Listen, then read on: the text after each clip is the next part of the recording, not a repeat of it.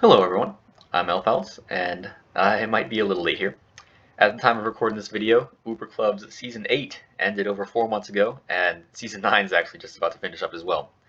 But I remember wanting to cover my playoff run this season, and I've had the script lying around for a while now, so I figured I'd go ahead and get this video out. So, welcome to my Uber Club League Season 8 playoff run. After going 7-1 in the regular season, of which I only covered the first 3 weeks of. Sorry about that. I received a bye to the quarterfinals of these playoffs, where I was matched up against Steve and the Waterdeep Wallafets. I did play against this team in week 5 and got the 2-0 victory, but Steve's made a few trades since then, and I think he's become a lot more threatening. His new mons in Tyranitar and Dracozolt, for the most part, have been doing very well to turn the Wallafets into this really heavy-hitting sand team, and as you can see here, that seems to be the strategy that Steve's going with for our battle. There's very much a combination of sand and bulky offense with that Conkeldurr Excadrill core anyway. And Steve didn't even bring his biggest defensive piece in Slowbro, which actually takes a lot off of my offensive core. Meanwhile, on my side, I'm running pretty standard balance, but without Heatran. I'm giving Lantern and defensive Crobat kind of more of a spotlight in the defensive side, since I think they check anything better on this team than Heatran could, specifically just for the matchup. But anyway, that's enough about kind of a light team building process. Let's just get into the battle. So I led Barraskewda into Steve's Tyranitar, and that was kind of just a move to bait out and punish any of Steve's Stealth Rock users, which is a pretty good move here as the Tyranitar is forced out into Dracozolt, as I'm able to flip turn out right into Tangrowth. This Tangrowth is rocking an Assault Vest with full special defense investment, so it makes just about the perfect Dracozolt check, which is so good for my team. As it launches a Fire Blast into me, does not even half, and takes Life Orb damage. As I Earthquake down to 18%, that's really great. This thing was a huge check to my team. But I don't want to take another Fire Blast with Tangrowth. I could go down to sand damage after that. I'd really prefer to switch out here, as Steve actually switches out as well. I go to Lantern and match up into his Togekiss. I was really expecting another Fire Blast there. I kind of thought Steve would want to trade down his Dracozolt for my Tangrowth. Would have been a good trade for him. But maybe he was ready to switch. Maybe he just didn't think he could take me out. Anyway, I have Lantern in front of Togekiss, and that is my perfect counter to it, so this worked out for me. I'm going to go ahead and Ice Beam as he goes for Wish. I'm just trying to get damage off, but then I want to pivot out here, so I'm going to go for a Volt Switch next turn as he maybe switches to Excadrill. Yeah, that makes sense, I guess. Kind of a bad play, but it's fine.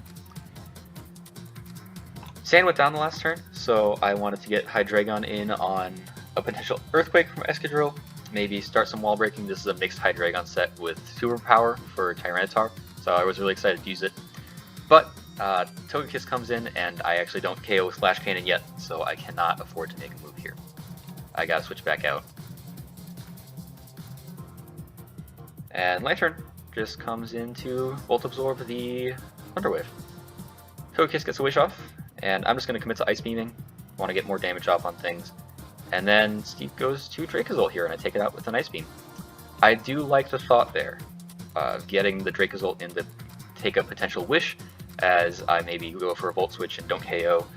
But unfortunately didn't work out for Steve. I was able to take the KO on probably his most threatening mon. At least that's what I thought as the Tyranitar comes in. I Volt Switch out, the Tyranitar just discount it, and bring Tangrowth in. Based on the damage there, it looks like that is a specially defensive Tyranitar. But then he does go for Iron Defense, and this is a little worse because this is clearly some kind of Body Press set. I have a lot of Tyranitar answers, but they're kind of it's just a lot harder to check Tyranitar now, as I go for a Giga Drain to kind of see what kind of damage I'm doing. Not much, as he Body Presses again. Sorry, Iron Defenses again. Now he is going to Body Press, and that's a crit. I just knock off this turn to get some chip. I don't want him to get leftovers recovery. And now my checks to Tyranitar are limited to just about, I don't know, what's the rest of my team? Superpower Hydreigon and Zygarde and Barraskewda were kind of all of my answers to Tyranitar. But now that his defense is up, I really don't think any of those can take it out. And I really can't afford to lose them yet because they're great against the rest of his team. So I decide that the play to take Body Press here is going to be Crobat, as he actually goes for Ice Beam. It's good coverage for it. But that's fine. I'm just going to go ahead and Roost. And I'm kind of just looking to stall out Sand, bring in Tangrowth again later once his special defense is not boosted.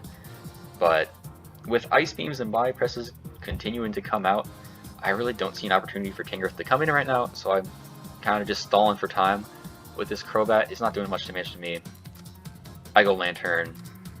That's just kind of a move to take an Ice Beam, relieve some pressure from Crobat, and full switch back out. And he actually finally Body Presses into Crobat here and activates a Key Parry to boost my defense. This was supposed to be a move to check Conkeldurr, take a Facade better after taking a fighting move or something. But I can't do that anymore. That's gonna have to be fine. I'm dealing with this bigger threat right now. As I'm just gonna continue to Roost as he goes for these Ice Beams. Crobat, Tyranitar, Stalwar, not something I expected to see ever in my Pokemon playing career. But hey, anything can happen. Body Press crits, of course, but that's not a big deal. Crobat can take it. And this is gonna go along like this for a few more turns. Until Tyranitar reveals some kind of non-offensive option for me to be able to switch in. And as he gets chipped down a little bit, he does reveal the rest. This is a great opportunity for me, since he's obviously sleeping now. Immediately switch to Tangrowth. Side note, I definitely could have went for U-turn there. There was no reason for me not to, but I guess I just forgot in the moment that I could do that. Anyway, Tangrowth is able to fire off a Giga Drain for good damage, as the Tyranitar continues sleeping, and that's able to threaten the Tyranitar out enough for Steve to switch to Togekiss. That's a relief. I actually switched back to Crobat here, kind of fearing some kind of crit Body Press from Tyranitar, and I just wanted to stall with Crobat more, but this works out just fine. I U-turn out from Togekiss, back into its best counter, Lantern, and Thunder Wave from 99% to 100% with Volt Absorb. That's great. I'm going to Volt Switch out as Togekiss wishes and go into Barraskewda. Here, this Barraskewda play was a move to try to threaten Togekiss out. Banded Liquidation does KO it, but I am not banded. I think I'm Expert Belt in this battle. So I'm just kind of trying to bluff that set, honestly, and kind of force switch. And it does actually work as he switches to Conkeldurr, takes a little chunk from Flip Turn, and I bring in Crobat as the Conkeldurr gets a wish back to full. Now, I don't KO this Conkeldurr with Acrobatics yet. It's so bulky, and it definitely KOs me back with Facade, which it did in the last battle against Steve. But I kind of need to just take that trade as I knock down 40 with Acrobatics and do go down to Facade. Barraskewda comes in for the revenge, and I take a Mach Punch and take the Conkeldurr out with a Liquidation. That Conkeldurr was able to do a lot. It took down Crobat and took down a lot of Barraskewda's health, but it was kind of the last threat that could take down any of my sweepers, which I will certainly take. Barraskewda flip turns out of the Togekiss switch in, and Zygarde was the play here because I was pretty darn confident that this Togekiss was not going to do anything threatening to me. It has only gone for Wishes and Thunder Waves this whole battle, so I felt perfectly safe bringing Zygarde in here. And I was right, since the Togekiss does just go for Wish. At this point, Thousand Arrows was pretty good into Steve's whole team, so Steve chooses Gigalith as the sack, and watch as Choice Band 1000 Arrows does 96%. And after the Wish, that's not going to help him. 1000 Arrows is going to go in and KO the Gigalith. Here, the Excadrill comes in for the revenge and actually Swords Dances. This is a good play on Steve's part, actually. Excadrill is kind of the only win condition he has left, and if I had switched out and he Swords Danced, he could have potentially swept a lot of my team, but I had no problem just keeping Zygarde in with that Choice Band 1000 Arrows and taking down the rest of his mons. Tyranitar goes down, and low health Togekiss goes down. That ability to target aerial foes, really great for Zygarde. I will say that I think I played this match pretty well. Zygarde at the end was a great late game win condition, and risking it in front of the Excadrill was a good play, I think, since I had other threats that could have taken out the rest of his team. And I was really happy with the defensive plays that I made. Lantern, Growth, and Crobat really doing a lot for me, showing that I don't need to rely on Heatran for that really good defensive core with Growth. I wish I had gotten to see that mixed Hydreigon that I brought shine a little more here. Didn't even do anything in this battle, but that's fine. Anyway, good game to Steve, and we get to move on to the semifinals after this. The next battle was with Joey and the Agarons in the semifinals, and it looks like they brought his team style pretty similar to mine, with a mix of offensive and defensive threats to form a nice bulky balanced style. My favorite.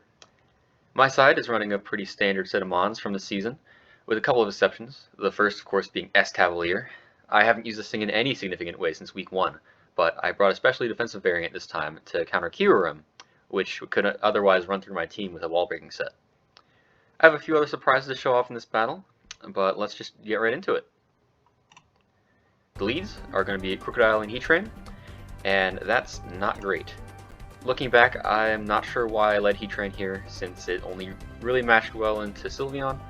I guess I just really wanted Rocks up, but I paid the price for that, I suppose.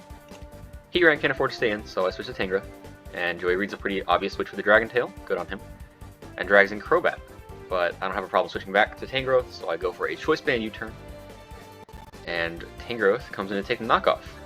He knocks off my helmet, but takes the damage from it, and is down to 18%. Tornadus comes in, and I do Giga Drain right into that. This really should have been a different move from me here, since anything would have really taken out that Crocodile, and something like Knockoff would have been great into this Tornadus. It still has this item, we'll see how much that matters later. Regardless, I need a Tornadus answer, and that's going to be Lantern. He hits me with the Focus Blast, obviously by stealing the magic nickname Heatran, and then Seismic Toad comes in to take my Thunder Wave. I can't do anything here, so I gotta switch out. So as I bring in S-Cavalier to take a hit, he gets Rocks up, and then switches into Luxray, which seems to be his main physical wall. As you see here, I knock off a helmet. And then I'm going to bring in Lantern, out of fear of maybe the Fire Fang, maybe the electric move, but I get a Toxic instead. No worries. As Joey switches to Sylveon, I go for Heal Bell, which I thought would be useful against such a bulky team. Then I Volt Switch out of the Sylveon into Heatran to get the positional advantage. And as the Sylveon goes for Wish, on the next turn I want to get my Rocks up, and so I don't keep losing the switching game to damage. But Seismitoad switched in, so my S-Cavalier switches in. I take knockoff. Losing leftover sucks, but we'll deal with it. And Luxray switches in here as I go for Toxic.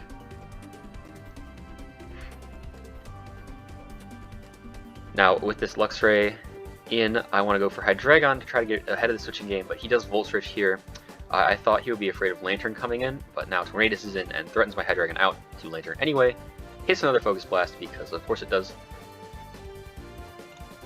And the switch out of Tornadus was kind of obvious, so I did switch to S-Cavalier, anticipating the Seismitoad, but I got Sylveon. This works just fine, so I go ahead and knock off into this Protect. And then as the Sylveon wishes, I just miss a Toxic. That would have been good damage, but oh well. And Joey must have been trying to scout me here because he tries to switch in Crocodile to get a Wisp Pass. But on this turn, I just said screw it and went for Iron Head. So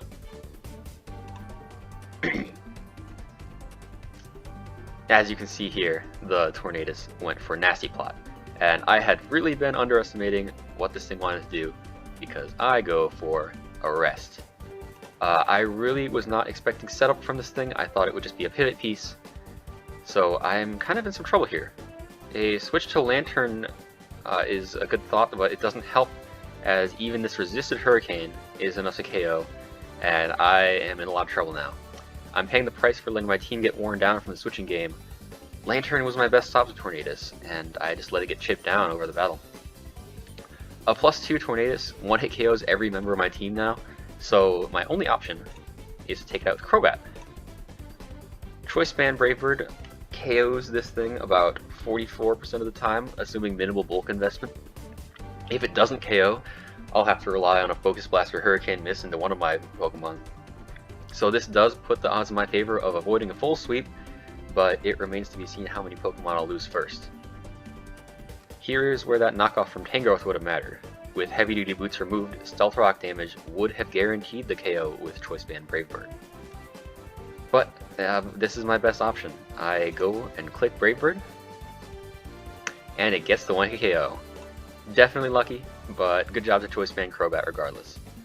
I had brought this thing with Choice Band and Inner Focus actually to be a wall breaker, since Joey's mostly relying on Intimidate mons for his physical tanks, but this also turned out to be a great use of it.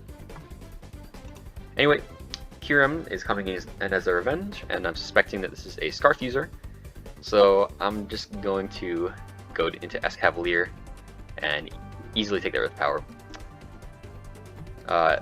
On that Crobat versus Kyurem, I definitely could have stayed in with Crobat to confirm the Scarf, but this was just a safer play. So you see the Sylveon coming in as I sleep, looking to take advantage of the rest turns, and it is going to pass a Wish as I try to wake up, and it's going to pass that Wish to Luxray, who has been taking a lot of chip. But at this point, I'm kind of realizing that Joey can't do much to Escavalier, not carrying fire coverage. I mentioned Fire Fang from Luxray earlier as a possibility, but it doesn't look like he has it. So over these next few turns, I just kind of commit to stalling with Rest until I find an opportunity to bring something else in. So I got the nice knockoff on Seismitoad there to keep chip going.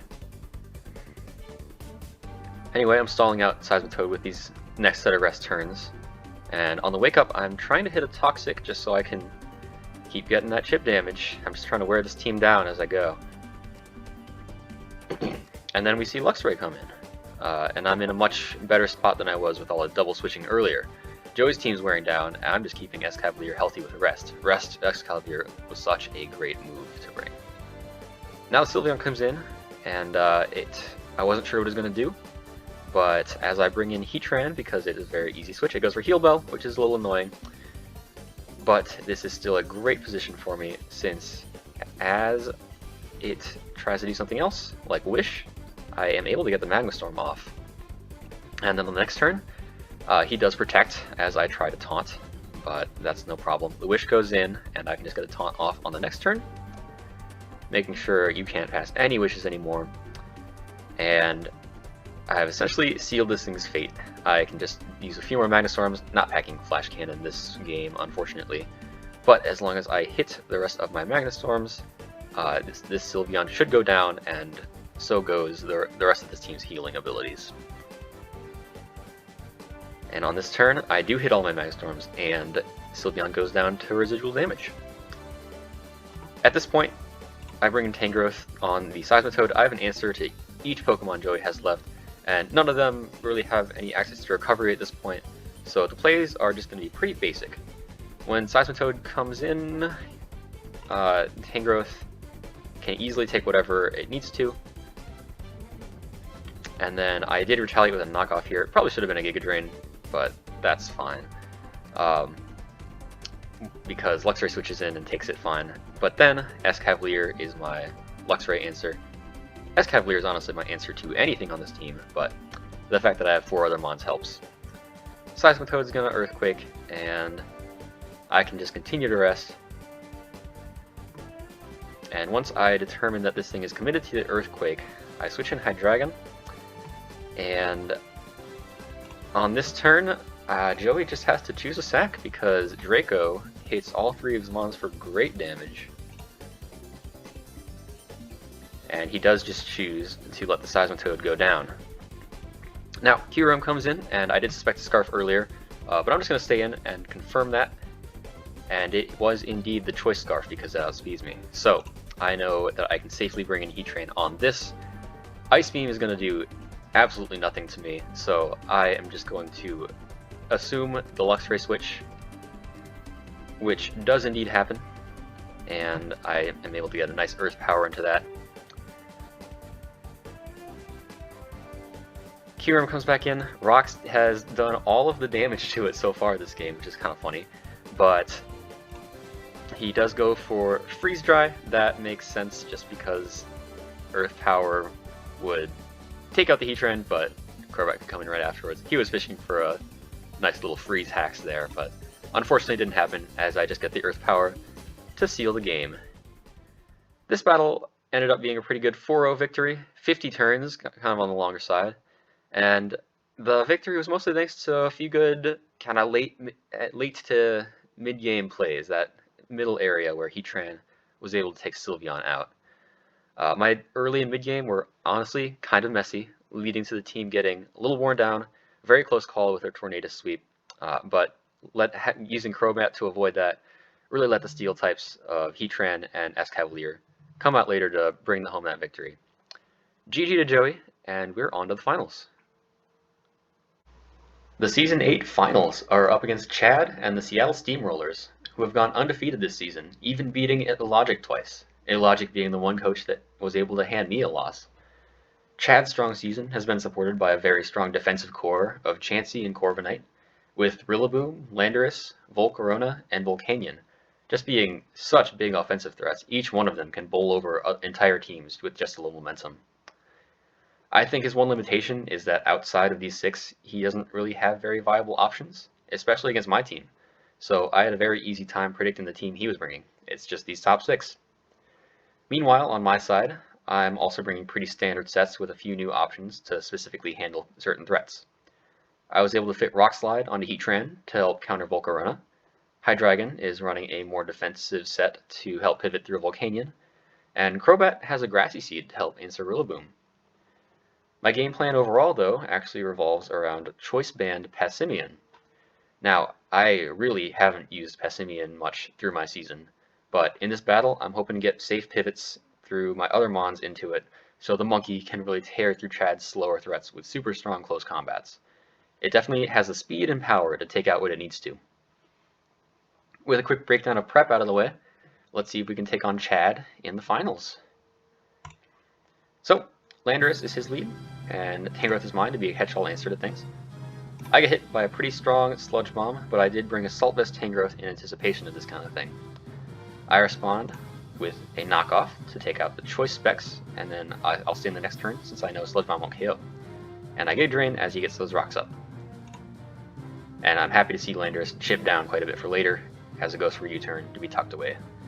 And Volcanion comes in to take the next Giga Drain. I get some damage off, but then I need to switch to Hydreigon to take the special attack, that one being Steam Eruption.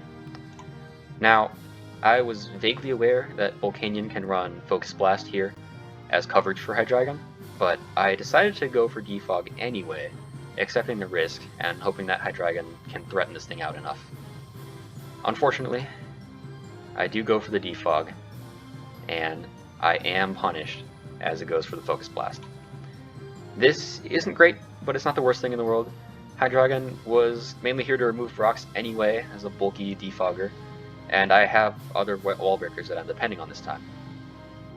This also gives me a free switch into Barraskewda for the revenge kill, but an expert boosted Drill Run is not quite enough for the KO. Volcanion gets another Steam Eruption, and it burns. That's pretty bad. It makes Barraskewda pretty useless from here on out, so this Volcanion has essentially taken out 2 of my team members. That kind of sucks. I at least cover the switch to Rillaboom with a close combat, although I'm not doing much damage anymore, and I switch in Crobat as my designated Rillaboom answer, as I just take a U-turn as I get my Grassy Seed up. Corviknight comes in, but I came prepared for Chad's defensive Pokemon. Crobat is also running Taunt and Super Fang, so I'm going to Taunt here to stop the support move, but it just U-turns anyway, and it pivots back to Rillaboom. And then Rillaboom U-turns before me, revealing the Scarf. I thought this was a little weird. I even double checked the speed stat on my Crobat just to make sure I outsped Rillaboom, because I was really not expecting Choice Scarf on that thing. Kind of weird, but we'll just move on. Corviknight comes in to take the acrobatics that was meant for Rillaboom, and then here I decided that I want to go for a Super Fang as Corviknight just U-turns out again and goes back into Rillaboom. At this point, Chad's constant U-turns are starting to tell me that he doesn't have any way of threatening out Crobat, because Rillaboom just U-turns out again, and this time I'm boosting back up to heal back to full. I really don't want that Corviknight roosting up, so I go ahead and taunt it, as it U-turns out to Chansey this time. Well, I'm going to taunt that too, another big taunt target, as it gets damage off with Seismic Toss. And then Volcanion comes in on the next turn to take a Super Fang, smart move, and then it just goes down to an Acrobatics. Big threat down, that's really nice for me. It can't threaten out my slower mons anymore, mostly just Tangrowth and maybe Heatran. But Corviknight's here for the revenge, I guess, and I don't want this thing roosting still, so I go for another taunt. And another Super Fang takes this thing down to 22% as it U-turns out. And there's Chansey again. I'm safe from a Seismic Toss, so I taunt as it does not take me out.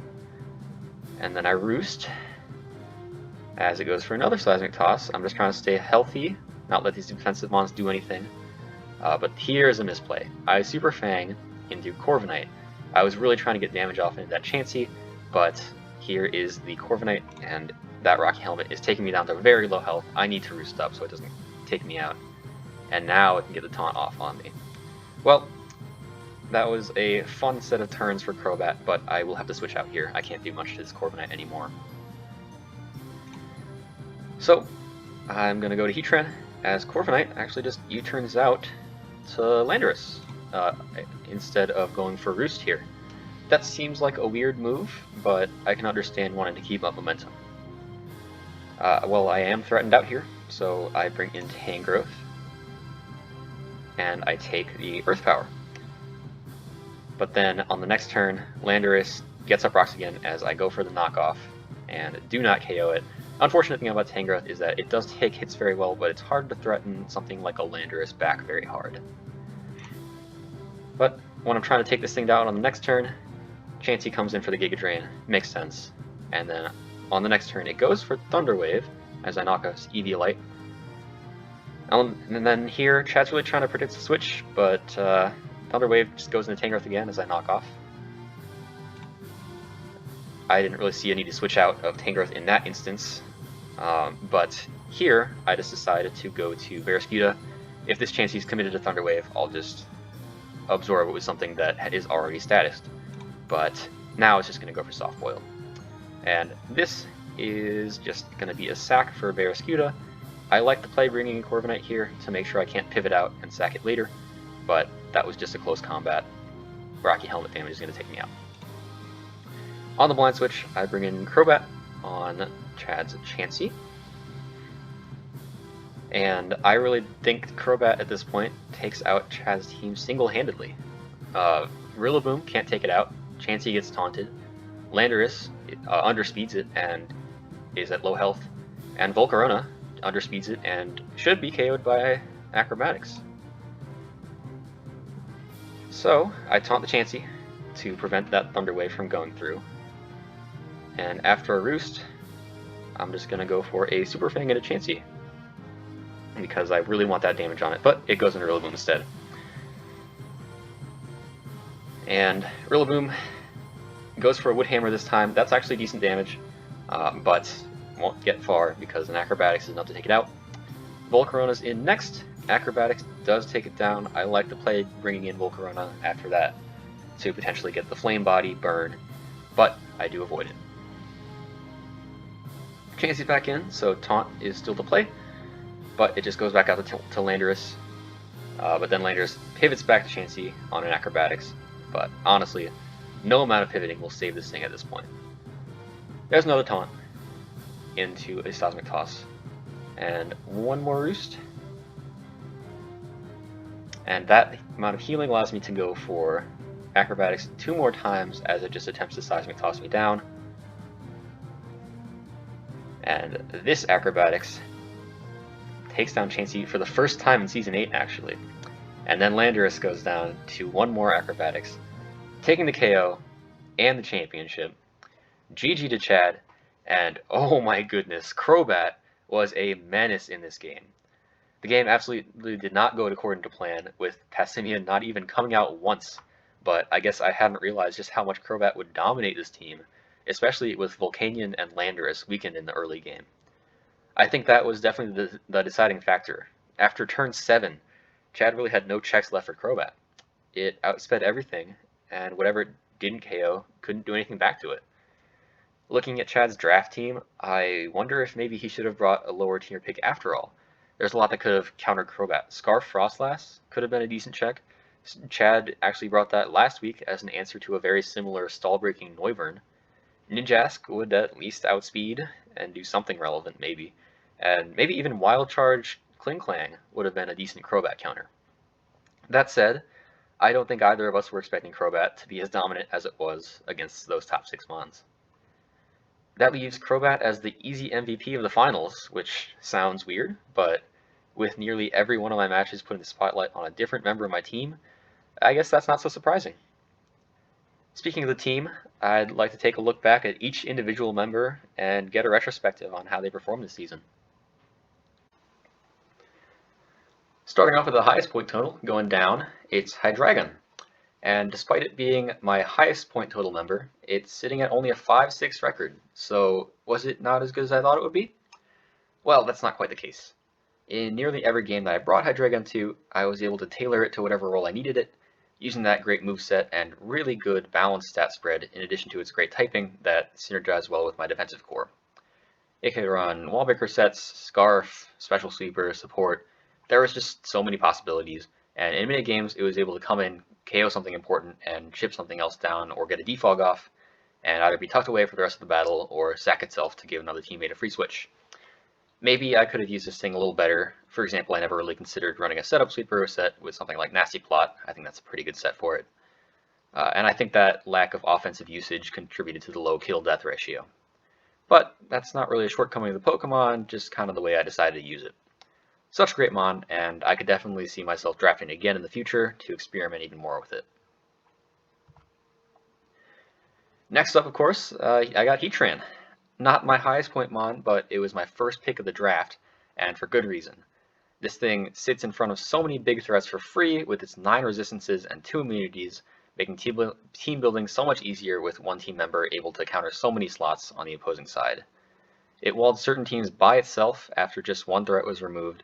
It could wall break with Magma Storm, set Stealth Rock. Honestly, the possibilities are endless with Heatran. I only left it behind for 2 matches, which were against a Rain team and a Sandrush Excadrill core, but in every other match it was such a looming presence that the opponent needed to prep well for.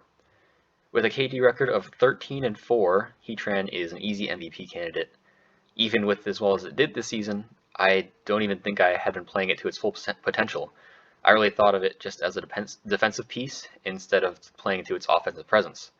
Just for example, in my one loss to Illogic in this season in Week 7, I think Choice Scarf Heatran would have been a huge play to threaten out those offensive mons on his side, but instead I ran another defensive variant and lost to Nidoking and friends.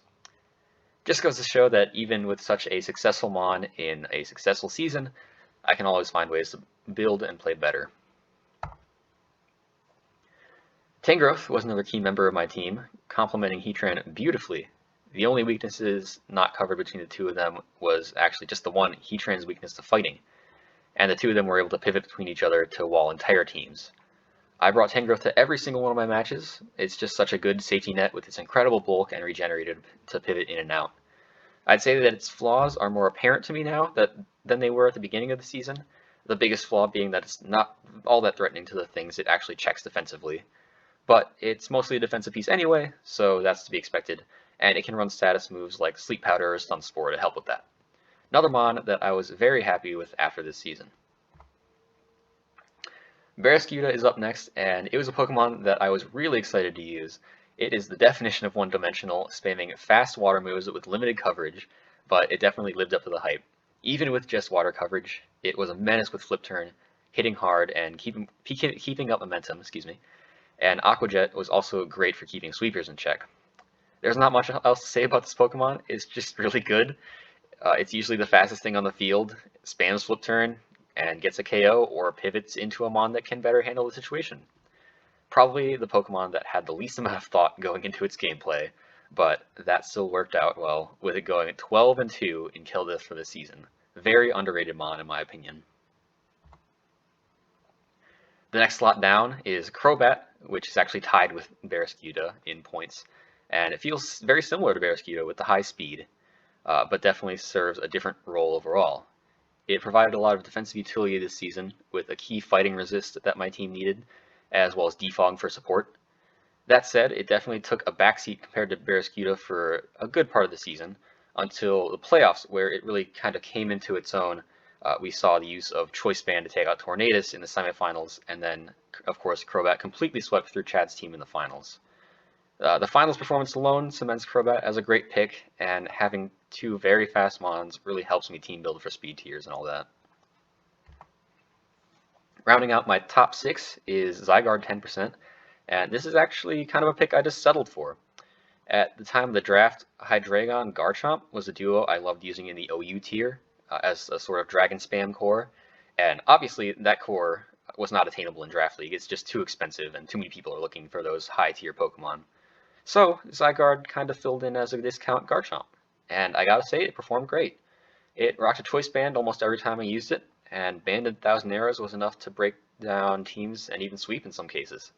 Went 9-1 in kill death, and I think a good majority of those KOs were just 1,000 Arrows. Another very easy Mon to use, and I was very happy with it. On the other hand, Escavalier turned out to be a very niche option. I drafted it as a steel type that checked some of the threats Heatran couldn't, and this worked out in some cases. Overcoat makes it a great grass type switch in, and it worked decently as a steel type against a rain team in week 1, but in most cases Heatran was just the better choice.